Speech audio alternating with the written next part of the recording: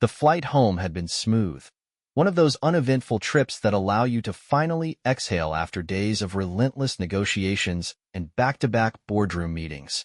A surprise return was supposed to be a gift for my wife and daughter, an unexpected reunion before the holiday rush. But the moment I turned into the driveway, unease crept in. The porch light cast its usual glow, a familiar welcome. Yet my attention locked onto something that didn't belong.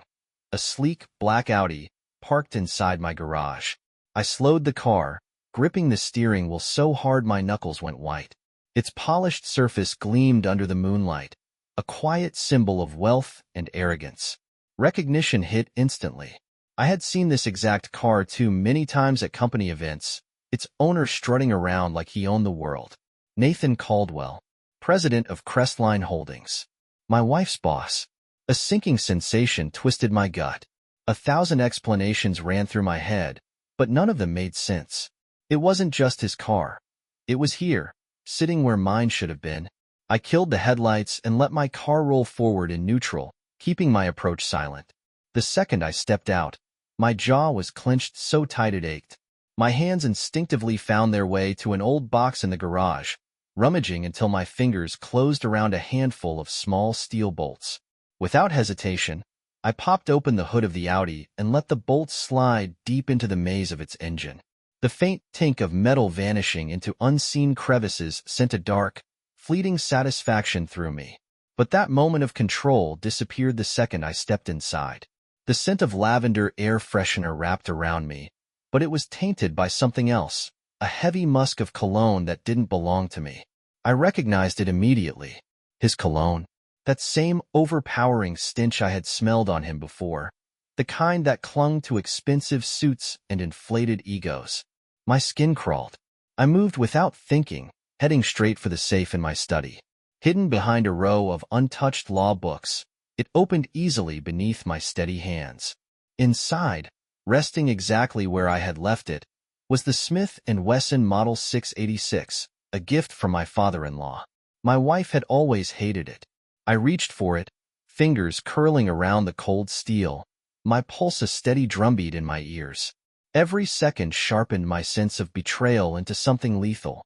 Then, from upstairs, her laughter floated down the staircase.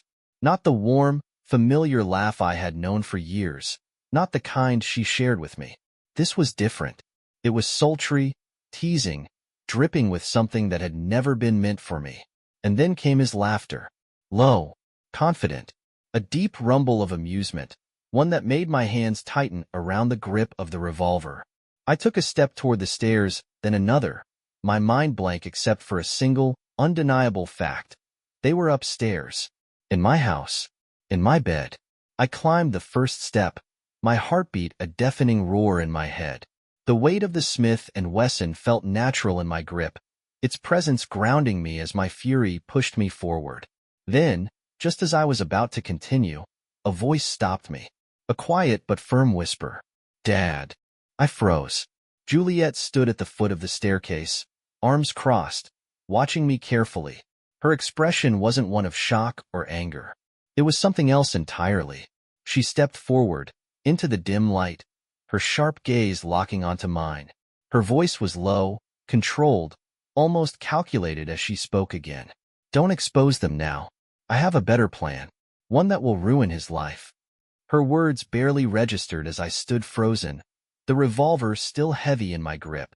My blood demanded retribution, my pulse screaming for justice, but there was something in her voice, something deliberate, cold, and unwavering, that pulled me back from the edge. She took another step closer, and for the first time since stepping off that plane, I hesitated. Her eyes narrowed, her movements deliberate. This isn't the way, she said, her voice low and firm, as if she had been waiting for this moment. Not now. Not like this. The words struck me like ice water to the face, but they only fueled the fire inside me. My grip tightened around the cold steel in my palm as I struggled to contain the rage boiling beneath my skin. I couldn't believe what I was hearing. Not like this? The anger spilled over before I could stop it, my voice sharp as I hissed my response. They're up there, in our bed. What do you expect me to do? Shake his hand? Juliet didn't flinch. Her lips pressed into a tight, unyielding line, her expression eerily calm, almost calculating. She acknowledged my pain, saying she knew how much it hurt, but then she pushed forward, her voice steady, controlled, too controlled for someone in the middle of this chaos. But think for a second. If you go up there now, gun blazing, who loses the most? Her words cut deeper than I expected, sharper than any blade. My chest heaved with the force of my breathing, the weight of the revolver pressing against my palm. This isn't just about me. My voice came out as a low growl, my body coiled so tight it felt like I might snap. It's about us. About this family. But Juliet's response was unwavering. No, Dad. It's about making him pay, not just tonight, but for the rest of his life. There was something dark in her eyes, something I had never seen before, something that unsettled me in ways I couldn't explain. She gestured toward the weapon in my grip and laid it out in stark, brutal logic. If I killed him now, he'd become a martyr, a week-long scandal, a footnote in the news. My life would be over. My wife would play the role of the grieving widow, and he'd be remembered as the tragic victim. Was that really what I wanted? I stared at her, my rage clashing violently with the cold calculation of her words. She took a step closer, her voice dropping to a whisper, dripping with something far more dangerous than anger, intent. Let me handle this. Let me destroy him in ways he'll never recover from. For a moment, I couldn't speak. I barely recognized the girl standing in front of me. This wasn't the little girl I had raised, the one who used to hold my hand on walks home from school. This was someone else, someone colder, someone with a plan. And as for my wife, the disgust in my voice was unmistakable as I spat out the question. What about her? Juliet's expression didn't falter. She made her choice. There was no hesitation, no sadness, no lingering attachment to the woman upstairs. You'll deal with her when the time is right. But him? He'll regret ever stepping foot in this house. The certainty in her voice sent a chill through me. My grip on the gun faltered. My breath came in ragged pulls as I took a slow step back. Before I could stop her, Juliet reached out and gently pried the revolver from my hand. Go downstairs. Wait for my signal. Everything inside me screamed to fight, to argue, to march up those stairs and end this nightmare myself. But something in Juliet's unwavering demeanor held me in place. I backed away, retreating to the living room, fists clenched so tight my nails bit into my palms. Sitting on the couch, I could hear them above me. The muffled voices, the laughter that made my blood boil, the sound of their betrayal seeping through the ceiling like poison. Minutes stretched into eternity. The tension in my chest was suffocating. I barely registered the soft creak of the stairs as Juliet ascended, her footsteps careful and deliberate. And then, the laughter stopped. A loud thud echoed through the silence, followed by a sharp cry of surprise. I shot to my feet, instincts flaring, ready to charge up the stairs, but before I could move, Juliet's voice rang out, calm, authoritative, and sharp as a blade. Get out. Now. The house fell into stunned silence. For a moment, there was no response, then a hesitant, shaken voice. What the hell is going on? Juliet's words came back, cutting through the air with brutal precision. I said get out. Unless you want me to call the police and tell them exactly what you've been doing here. There was another pause. Then, my wife spoke, her voice unsteady. But before she could finish, Juliet shut her down without hesitation. Don't talk. I crept toward the foot of the stairs, careful not to make a sound. My pulse pounded in my ears as I watched the scene unfold from my vantage point. Everything had changed, and Juliet was the one in control now. From my hidden vantage point, I could see Juliet standing in the doorway of the bedroom, arms crossed, posture commanding, radiating a confidence that sent a chill through the air. Thomas stood a few feet away, his shirt unbuttoned, his face pale, the arrogance he usually carried nowhere to be found. She made it clear, he was leaving, and he would stay far away from our lives. If he ever showed his face near this house again, she would make sure he regretted it. At first, he sneered, trying to mask his faltering composure with the same smug confidence that had likely carried him through every shady deal and manipulation he had ever pulled. He scoffed at her, dismissing the threat as childish, convinced she had no idea who she was up against. But Juliet didn't flinch. Instead, the corner of her lips curled into something dark, something calculating, and she delivered a single, damning sentence that made him freeze in place. She had already sent the pictures. The shift in his expression was instant, arrogance turning into pure horror. He demanded to know what she was talking about, his voice sharper, more urgent now. But Juliet had all the control, and she let him know exactly what he had missed. The camera she had placed in the corner of the bedroom, the one he had been too careless to notice, had captured everything. Those images, him tangled in bed with my wife, were already on their way to his wife's inbox, his board of directors, and every major tabloid in the city. For the first time since I had entered the house, real panic flashed across his face. My wife let out a strangled gasp, her voice trembling as she turned to Juliet in shock, demanding to know what she had done. But Juliet didn't waver. She shot back a cold, biting response, one that left no room for sympathy. This was the consequence of their stupidity, and there was no undoing it now. I remained in the shadows, unseen, as Thomas stormed past her, muttering curses under his breath, his entire world crumbling in real time. My wife followed closely behind, her face drained of color, tear-streaked, but I felt nothing as she passed me. No pity, no sadness, just emptiness. Juliet stood firm in the doorway, unmoving, waiting until their footsteps disappeared before finally turning to face me. Her expression was unreadable, her voice sharp and unwavering as she delivered her next words. It was my turn now. Then, without waiting for a response, she walked past me, leaving me standing there, the weight of the night pressing down like a suffocating shroud. The silence in the house was unbearable, thick with betrayal, rage, and something else I couldn't quite define. She had handled them both upstairs, but my own fury was still alive, clawing at my chest, refusing to settle. No matter how hard I tried, the images of Thomas and my wife together refused to fade, burning into my mind with cruel precision. My body felt numb as I sat in the kitchen, staring blankly at the Smith & Wesson resting on the counter, its presence both tempting and tormenting. Juliet entered the room, her footsteps unnervingly calm, her face as unreadable as before.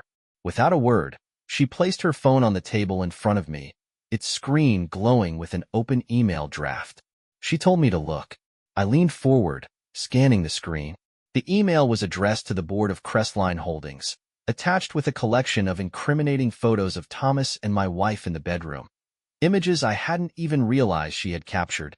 But that wasn't all. Additional files were included, documents highlighting forged signatures, missing funds, insider trading transactions. My throat tightened as I tried to process what I was looking at. I started to ask how she had managed all of this, but she cut me off, her voice flat, matter of fact. Thomas was sloppy, and his assistant? Even sloppier.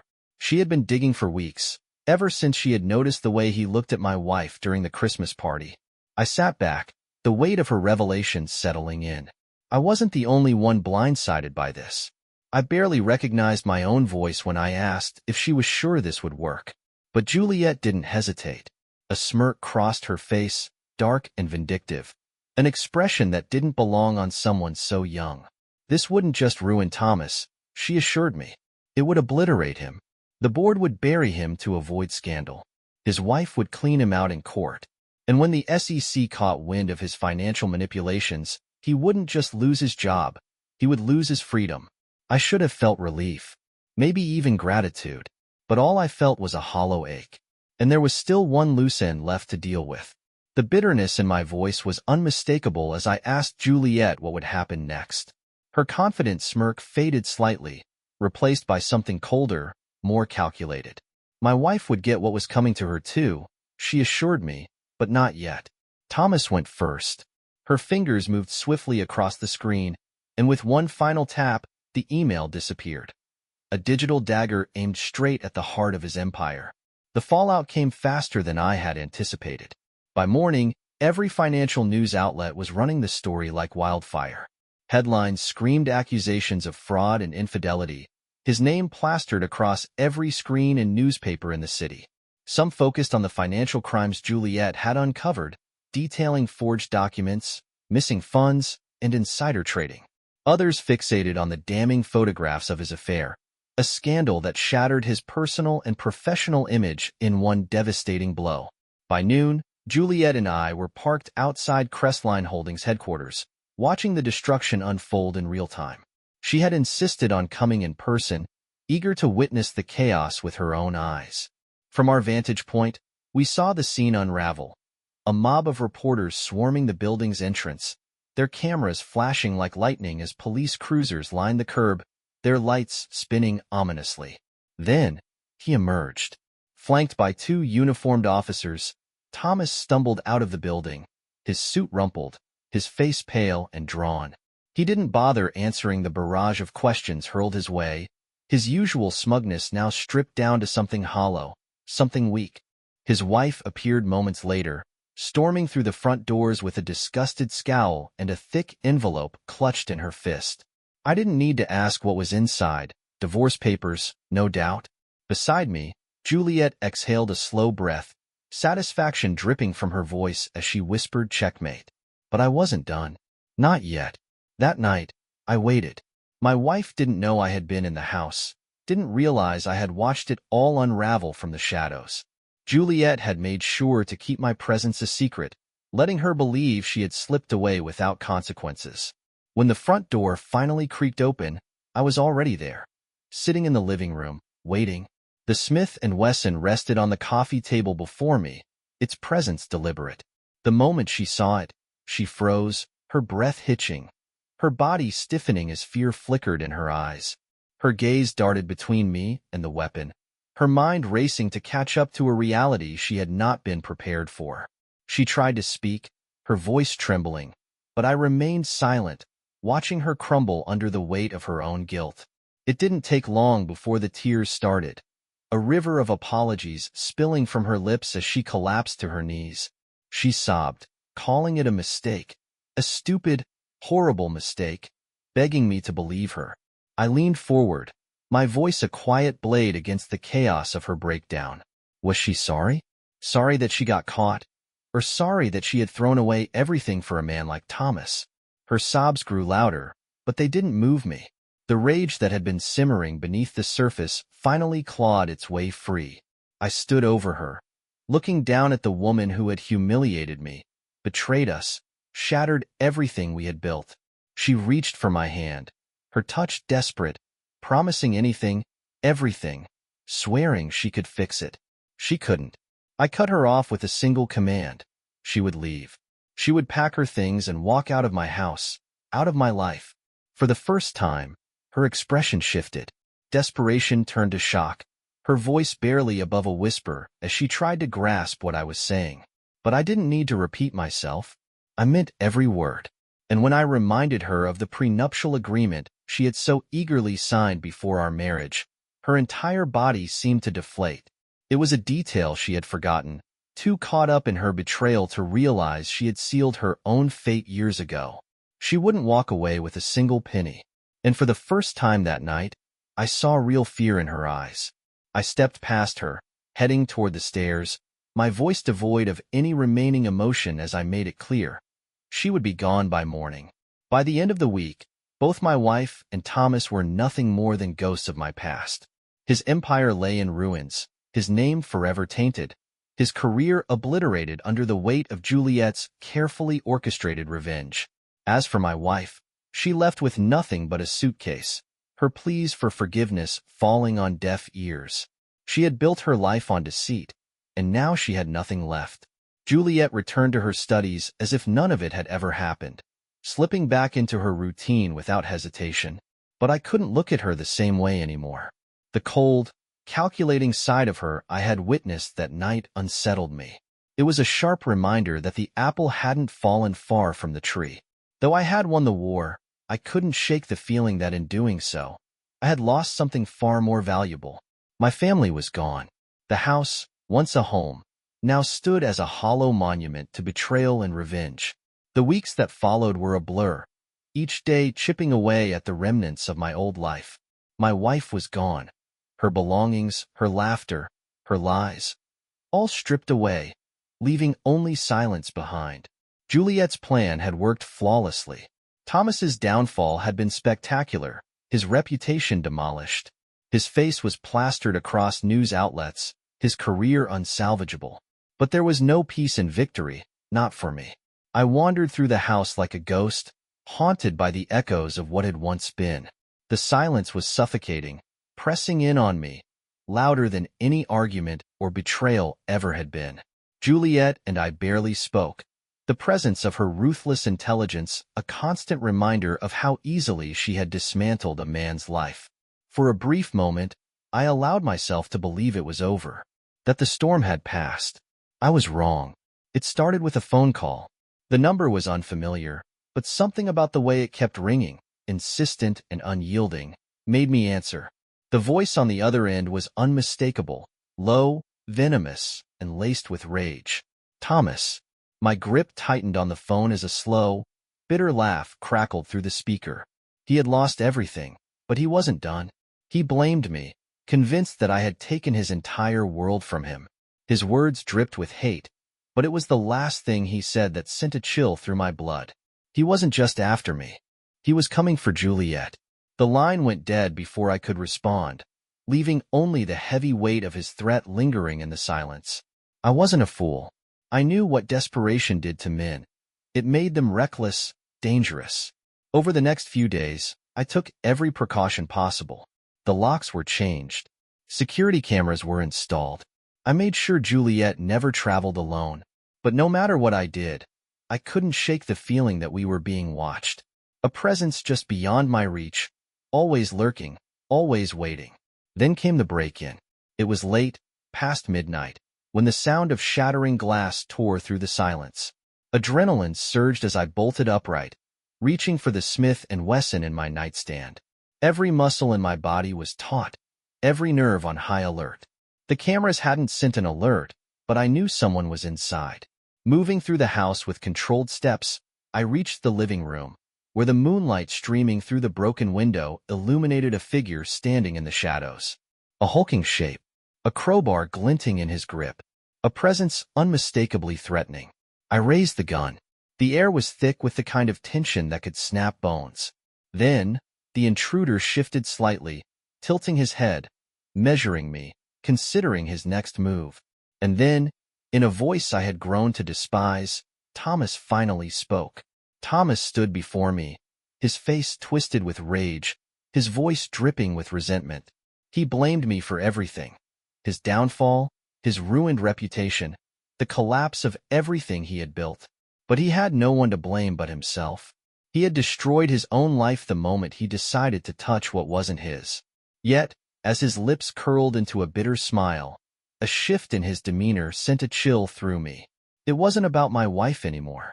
That part had been meaningless to him, a pawn in a much larger game. Just like Juliet. The blood in my veins turned to ice as his words landed. Juliet.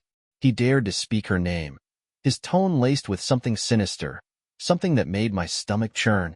He claimed she wasn't innocent, that she had played him just as much as she had played me, that she had come to him first, months ago, whispering about power, money, control, about how I was out of the picture. I didn't let him finish. A surge of fury erupted inside me, and before I could stop myself, my finger tightened around the trigger. A warning shot rang out, the deafening explosion ripping through the silence, embedding itself into the floorboards. The house trembled with the weight of it. Thomas froze. His bravado cracked, his eyes wide with shock. But then, his lips twisted into something even more unsettling. A slow, creeping grin, a whisper of victory behind his gaze. He muttered something, his voice laced with quiet malice, a final taunt that twisted in my gut like a knife. I would never truly know my own daughter. Before I could respond, the room flooded with light. Juliet stood in the doorway, her expression unreadable, her presence eerily calm. In one hand, she held her phone, its screen glowing faintly, displaying the live feed from the security cameras. She had seen everything. Her voice was steady, unnervingly controlled as she told me to lower the gun. but my instincts screamed at me to keep it raised. Thomas was dangerous. He had already lost everything. A man with nothing left to lose was a threat beyond reason. Yet Juliet ignored the warning in my eyes and stepped forward with deliberate, measured movements. She wasn't afraid. Instead, her gaze locked onto him, unflinching, her tone void of any emotion as she uttered something that sent a cold shiver through me. Thomas wasn't the one I should be worried about. The shift in the air was immediate. His expression changed, something flickering beneath the surface. Recognition, perhaps even fear. He shook his head, laughing dryly, but there was no humor in it. The mask had finally slipped, and then Juliet made her move. From her pocket, she pulled out a small black device, its red light blinking ominously. She pressed a button, and the room filled with his own voice, distorted but unmistakable. A damning confession, a recording of his threats, the proof that sealed his fate. His entire body stiffened as the realization dawned on him. He had been trapped. His mind scrambled for a way out, but there was none. The sirens outside grew louder, their wailing an inescapable countdown to his ruin. Desperation overtook him. With a sudden burst of energy, he lunged. But I was faster. The butt of the Smith & Wesson slammed into his temple with a sickening crack, sending him crashing to the floor. Unconscious, defeated, powerless, Juliet stepped over his motionless body without a hint of hesitation, her expression disturbingly calm as she tucked the recording device back into her pocket. She barely glanced at him. He was already nothing to her. Instead, she turned to me. Her voice was soft, eerily soothing, as if the events of the night had been nothing more than a minor inconvenience. She told me I had done well. I stared at her. The adrenaline drained from my body, leaving something far worse in its place, an unsettling, gnawing unease. Juliet, what had she become? What had we become? She didn't answer. Instead, she turned toward the flashing lights outside, her footsteps light, controlled, precise. The officers were already swarming the front yard, doors slamming, radios crackling, the weight of law enforcement descending upon our home. As she stepped outside to meet them, she uttered a single word. Survivors. I couldn't hold it in any longer. The weight of everything that had happened pressed down on me until it became unbearable. Juliet needed to hear it, needed to understand what she had done, what we had done. My voice was low, unsteady as I confronted her, but she remained calm, almost eerily serene, as if the chaos of the past weeks hadn't left a mark on her at all. The room around us felt suffocating, filled with the ghosts of every decision, every deception. I struggled to find the words, but they came out slowly, hesitantly, as if speaking them aloud would make it all too real. She had planned this. This wasn't a reaction to a moment of betrayal. She had pulled the strings from the beginning, calculating every move, manipulating me, manipulating him, turning us all into pawns in a game only she understood. She barely reacted to my accusation. Instead, she set her teacup down with deliberate care, the faint clink of porcelain against the counter unsettling in its normalcy. Her voice, when she finally spoke, was disturbingly casual. Of course, she had planned it. Thomas had been a threat. My wife had been a liability. She had handled it. The words sent a chill through me. Handled it. As if destroying lives was a necessary task, something to be managed with cold efficiency. My disbelief spilled into my voice as I repeated her words back to her, but she only tilted her head slightly, studying me like I was the one who didn't understand. To her, this wasn't destruction. This was salvation. She laid it out with unnerving clarity. If she hadn't stepped in, I would be in prison for murder. If she hadn't set everything into motion, I would have lost everything, thrown away my life in a blind rage. My wife had made her choice the moment she brought Thomas into our home, and Juliet had simply done what was necessary. Her justifications made my skin crawl. The cold, calculating version of her standing before me was a stranger. This wasn't the daughter I had raised, the girl who had once clung to my hand, who had cried when she scraped her knee. This was someone else, someone forged in betrayal, resentment, and cunning. For years, she told me, she had watched everything unravel. She had seen the cracks in our family long before I did. My job had consumed me. My wife had checked out long before Thomas arrived, and I had been too blind to notice. She had stepped up where I had failed. I let out a bitter laugh, shaking my head, the weight of it all pressing against my chest. And she thought that justified the lies? The blackmail? The destruction? Her response was immediate. Yes, because now, Thomas was gone. My wife was gone. And the two of us were free. The word tasted bitter on my tongue as I repeated it. Free. That wasn't what this felt like. I had lost everything. My marriage, my peace, my family. And for what? For the first time, something in her expression shifted. Just for a moment, I thought I saw a flicker of vulnerability. She told me I still had her, that she still had me. Her words lingered in the air, heavy, suffocating.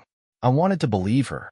I wanted to reach for the girl I had known before all of this, to believe that she was still there, buried beneath the layers of cold, ruthless calculation. But as I stared at her, I realized that girl was gone. She had become something else entirely. I sank into a chair, head in my hands, the weight of it all crushing down on me. I whispered that I didn't recognize her anymore, that I didn't know who she was. Juliet didn't flinch. She simply stood there, her voice steady, cutting through me with sharp finality. She was the person who made sure we survived. I didn't have to like it, but it was the truth. She turned away, her footsteps soft against the floor, echoing through the empty house. At the doorway, she paused. She didn't look back, didn't hesitate. I could hate her if I wanted, but we were both alive, and that was all that mattered. Then she was gone, disappearing up the stairs, leaving me alone in the suffocating silence. The days blurred into weeks, life settling into an uneasy rhythm. Juliet carried on as if nothing had happened, immersing herself in her studies, perfecting the facade of normalcy. But I couldn't shake the weight of what had transpired. The house felt hollow, a mausoleum of what we had lost and what we had become. One night, unable to sleep, I found myself in Juliet's room. Everything was spotless, unervingly perfect, each object precisely in its place. Too perfect, too controlled. On her desk, a notebook sat open, its pages filled with scribbled notes, timelines, and connections. It was a map, a blueprint of everything, every calculated move, every predicted reaction, every manipulation. And at the center of it all was one name. Mine. The blood drained from my face as I read the words, my hands shaking. Observations about my behavior. Predictions of how I would react. Calculations about how far I could be pushed. She hadn't just planned Thomas's downfall. She had planned everything, including my role in it. I closed the notebook, staring at the pages as a cold realization settled over me. She had said I still had her, that she still had me. But as I sat there in the dark, surrounded by the meticulous evidence of her foresight, the truth became painfully clear. I didn't have her. Not really. The daughter I had loved, the girl I thought I knew, was gone. And in her place stood someone far more dangerous, someone who had learned to survive at any cost.